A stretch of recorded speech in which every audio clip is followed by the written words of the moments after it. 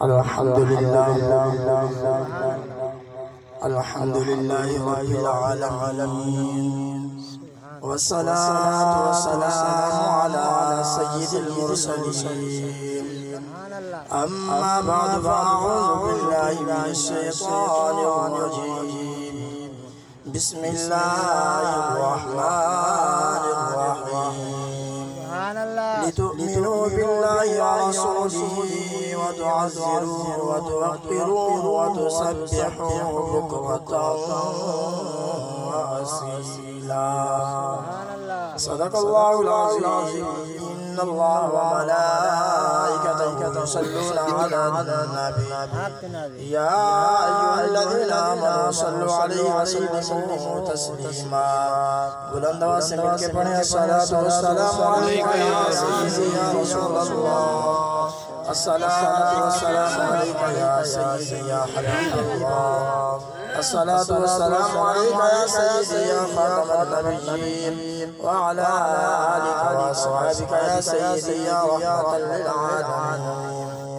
حضرات محترم محمد و ثنا اللہ رب العزت کی بارگاہ میں جو واحد لا شریک ہے جس کا ہمسر اور برابری کرنے والا کوئی نہیں جس کے دربار میں بڑے بڑے شاہنشاہ بڑے بڑے سلطان اپنی گردنیں جھکا لیتے ہیں جس کے عدل سے انبیاء بھی رستے ہیں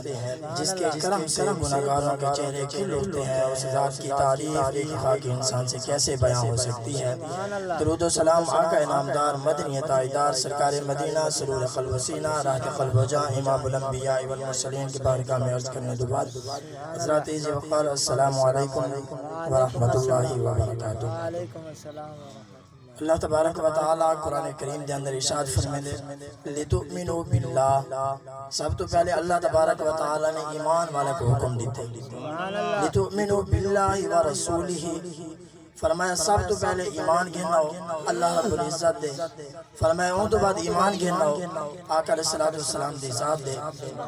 فرمایا اون تو بعد اللہ تبارک و تعالی نے نماز دا روزے دا زکاة دا حج دا سارے عمل دا ذکر جو ہے بعد فرمایا سب تو پہلے اللہ تبارک و تعالی نے فرمایا کہ میرے محبوب دے نال محبت کرو میرے محبوب دی تعظیم کرو یعنی بکرتا ہوں و اصیلا فرمایا میرے محبوب دی بس عزت ہی کی تھی فرمایا صرف کوئی عمل نہیں ایک بندہ آدھے سے میں نماز تا پڑھتا کہ عمل بھی کرے نا وہ تو بات بھی میں گمار لگ سی انہوں نے کسی بالکل کسی میں نماز بھی پڑھا روزہ بھی رکھا حج بھی کرا زکاة بھی دینا صدقہ بھی کرا خیرات بھی کرا نیک اعمال بھی کرا اگر حضور نال محبت نہ کرا بل بھی مار لگ سی